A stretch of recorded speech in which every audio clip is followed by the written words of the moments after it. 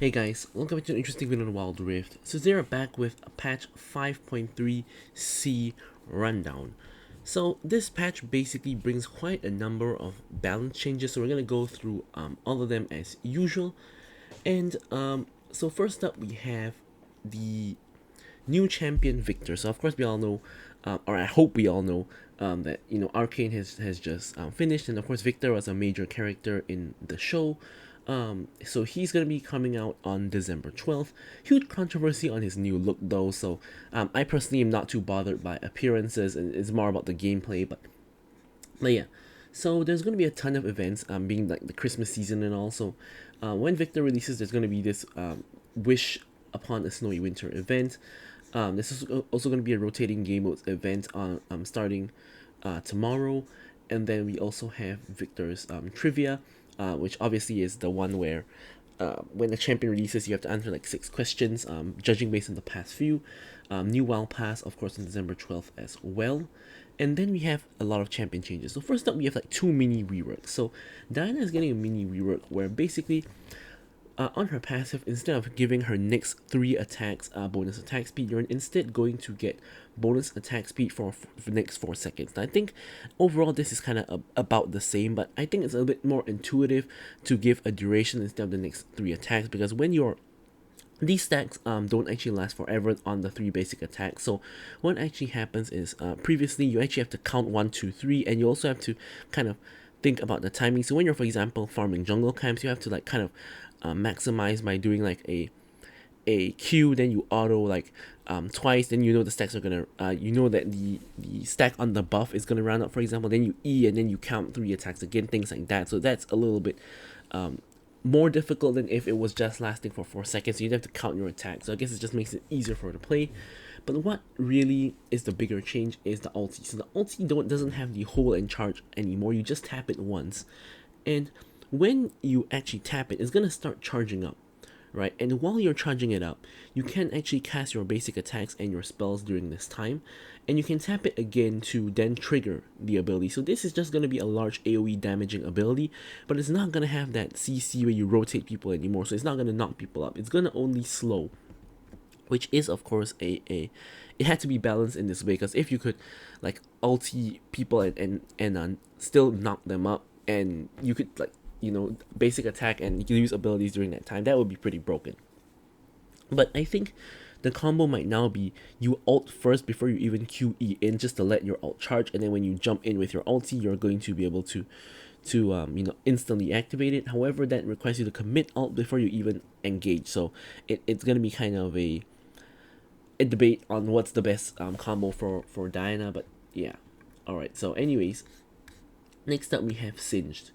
So Singed is getting another mini rework. Now I think I remember the mini rework was actually really complicated, or actually it's a full rework. It's not even a mini rework, it's a full rework. But he used to have some kind of collecting bottles or something like that, but it's not in the patch notes, so I'm gonna assume that's not there. So his passive, he has a new effect, not too important. The Poison Trail is getting a base damage buff of 10 at all ranks, making it stronger. Mega Adhesive is going to deal damage when it lands instead of just slowing, so it's going to do some damage. And also it is 11-second cooldown at all ranks now, so a little bit more consistent. Now the Fling is where the first like major change comes in, where basically instead of just tossing someone over, you actually have a range. So you are going to dash forward, and if it hits the target, they're gonna get flung behind. And if I'm not mistaken, seeing what he is like on the PvE, you are unstoppable during the dash, so no one can knock you away or anything like that during the dash. However, if the target moves away from the final location and you don't actually hit him, you're not gonna actually fling him. So you can of course still use this point blank, and also it does a little bit more damage, and also deals more damage to non-champion targets. So I'm assuming you can use this for wave clear, perhaps something like the T-Hex Q. And then finally you have your ulti. So your ulti is going to basically give either yourself or your ally buffs. So you can actually use this on allies now.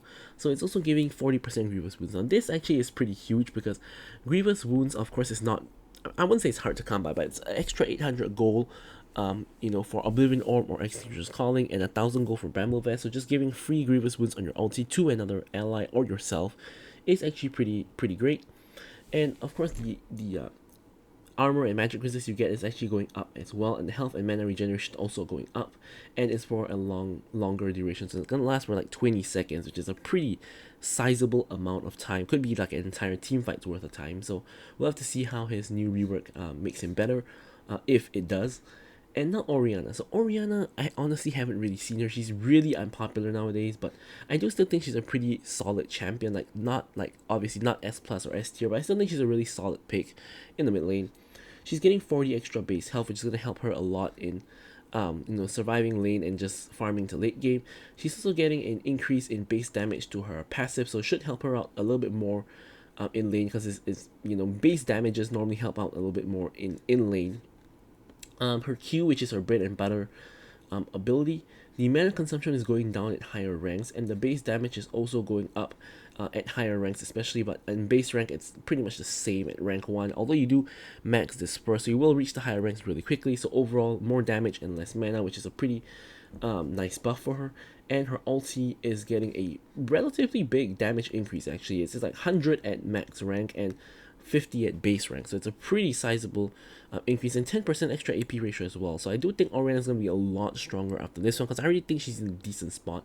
And buffing her ulti and her Q as well as her passive, is just basically all her main damaging abilities, definitely is going to make her quite a bit better. Maokai obviously still pretty strong, despite the fact he's gotten like 2 or 3 rounds of nerfs already, so he's getting another round of nerfs. His health regen from his passive is going down by like 10% of your self maximum health, so a little bit less sustained. Again, another nerf to the target max health. Actually, at first rank it's a buff, so it goes from like 2 to 2.5, but of course at the higher ranks it goes from like 4 to 3.5 and 5 to 4. So it's actually technically, I guess, a small buff in the early rank. So I guess they want you to maybe max W instead of Q, because this definitely encourages you to not max your Q first. And his W is getting a cooldown increase of 1 second in all ranks, which I think is not really very important, to be honest. But yeah, another hit to Maokai. Now Mordekaiser are also getting a hit. Base health is going down by 30, and his passive damage is also going down from 40 to 30%, so less damage on his passive. And his grab, which is that hand, is also taking a 10 damage hit per rank. And Death Realm's cooldown, which is obviously his ulti, is going up by 10 seconds at the earlier ranks. So overall, it's mainly, I would say it's more, I wouldn't say it's targeted at the early or late game, it's just overall, but I don't think it's too big of a nerf. Like, I think the passive nerf is pretty huge, right? 40 to 30%. But Mordekaiser doesn't even build that much AP, right? A lot of times he builds things like Rylai's, or Riftmaker or Liandry's. They don't actually give that much AP, so I don't know how much this is gonna matter. Base health going down by 30 definitely is a hit. Death Realm going up in terms of cooldown is definitely a hit as well. But I don't think it's really that bad. I think it's still gonna be pretty solid. Now Pyke, for some reason, is getting a buff. So apparently he's not doing well, so they're actually giving him a buff. He's getting a shorter cooldown on his Q at pretty much all ranks. The movement speed the movement speed cut when he's charging the Q is actually going down from 20% to 15%, so he's going to be a bit faster, so easier to hook people. And the stun duration on his E is going up by 0.25 seconds. Now you might think that 0.25 seconds is not very significant, but any bit of CC matters. Like even 0.1 extra CC, it matters, right? You may not feel it in terms of the stun duration, but you're definitely, that this like 0.25 seconds could be the difference between an auto attack or not, and things like that. So this is a really huge buff to Pyke, right? I think Pyke is gonna be very popular in the support role now, and he's gonna just be running rampant. Simply because when Riot buffs somebody, even if it's by a bit, people are gonna start playing it. It's just how the community goes. So Lucian, we all knew this was going to happen. Lucian is copping a nerf. He was pretty much one of the best ADCs after he got the mini rework to his passive. So they're hitting his passive where they're reducing the scaling on his second attack at the later ranks. But on the first rank, it is still the same. So at level 1, it's still the same. And of course, they're removing the AD scaling on his vigilance as well. So 10%, 10% cut half, but like by half. So 20% to 10%, huge nerf there. But again, it's hitting his mid and late game, right? His early game, this 10% is not gonna matter very much because you don't have a lot of AD in the first place. Although of course it's not bonus AD, but it's your entire AD, so it still matters at lower ranks, but it matters like a lot more at higher levels, not ranks, higher levels. And you also get a 10 damage nerf to his piercing light, his Q, his of course main damaging ability, so 10 in all ranks. So overall Lucian's getting taken down a peg. Now honestly, just by looking at the numbers here, I still think Lucian is going to be good. Maybe probably still S plus tier. I'm gonna try it out and see. But yeah. So next up we have Xin Zhao. So Xin Zhao has been very popular in the jungle. So what they're doing is the wind becomes lightning, which is the W, the cleaving stab thing, is the base damage is going down by 10. And I'm not sure it's the first and the second phase, because I don't know between the crescent and the stab which is the first and which is the second. But I think that the crescent is the first and the stab is the second, if I'm not mistaken. Basically I think the crescent is getting reduced by 10 damage and the stab is getting reduced by 5% AD ratio. So a small nerf to Xin Zhao is probably not going to matter all that much. Talon is getting a nerf as well because he's killing people too easily in the early game, definitely agree. So his cooldown on his Q is going up by 1 second at all ranks, so less uptime on his Q, and his ulti is going up by 10 seconds at all ranks as well. So overall double cooldown increase on his ulti and his Q. Yeah, he's gonna take a hit. Now Lee Sin is another one, like I don't know why they buff Lee Sin. So Lee Sin base health is going up by 7, base armor is going up by 5, and the safeguard, which is his W. This looks like this looks like the icon for his Q, but this is his W. Safeguard is his W. Shield is going up by 10 in all ranks. Now honestly, this nerf is not insanely huge. It's pretty big because extra 7, not base health, but extra health per level is, it matters. Base armor matters a lot, right? Because he's going to take a lot less damage from his camps and of course from enemies early. And the shield going up by 10, it's really small, right? So overall I wouldn't even say it's a very big buff. It's a pretty decent buff, but not huge, right? But the main thing this buff is going to do is, as I said, community perception, right? It's going to put Lee Sin out on the map as, hey, this is a champion that just got buffed. So a lot of people are going to pick Lee Sin. So Lee Sin is just going to get more popular just because he got buffed. Because whenever a champion get buffed, people like to play the champion more, and whenever they get nerfed, people actually play the champion less, despite the fact that sometimes some buffs or nerfs doesn't even matter. Although this one does matter a little, but not a lot. So AP Malphite has been a bit too popular, and the tank Malphite is not as popular. So what they're doing is that they're reducing the AP ratio on his passive shield. Or this is not his passive shield, this is his Q. They're reducing the damage on his Q by 5% AP ratio, and his E, the armor ratio is actually increasing because Malphite of course scales with armor. So this is to encourage you to build tanks. Actually wait, this is not his E, this is his W. I keep confusing his ability. So his W, which is the auto attack enhancer, going up by 5% at all ranks, and yet the damage of his first attack is also going up by 10 at all ranks, and of course it's going to scale better with armor, so extra 5% armor scaling. And the E, which is the slam that you do around you, the AP ratio going down by 5%, and the armor going up by 10%. So literally they just want you to build armor on Malphite. Like armor is getting buffed across the board, and AP is getting nerfed across the board.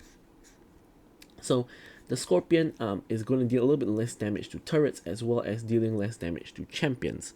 So yeah, I mean it's still and the Scorpion is a little bit too strong. I think the main strength of the Scorpion is that it's tanky, and it's able to help you get plates and get minions, right? So I don't really think the damage to champions really matters very much. Damage to turrets probably matters a lot more than damage to champions, but they're not making it any less tanky. So I still think, like, and at the end of the day, right, the Scorpion is kind of a bonus that you get for already winning the lane, and it shouldn't be like really like completely strong. So like I think hitting it down a couple of pegs does make sense. So there's a new, there's Hextech ARAM that's coming back, and there's also going to be some balance changes for that, and also there's going to be a new game mode, which is going to be Showdown. So I'm not going to talk too much about it, but basically, when you start the game, you can choose an ultimate item, right? So this ultimate item gives you a lot of interesting effects. So here is the first two, Chemtech Exoskeleton and Shimmer, and then there's PowerPoint Fishbones and Echoes of the Heart. and then there's Warden's Power Shield and Hextech Arm Cannon. So other than that, there's going to be the 2 Dark Star skins that are coming out in this patch, and that's going to be pretty much it for the video. So thank you guys so much for watching, and goodbye.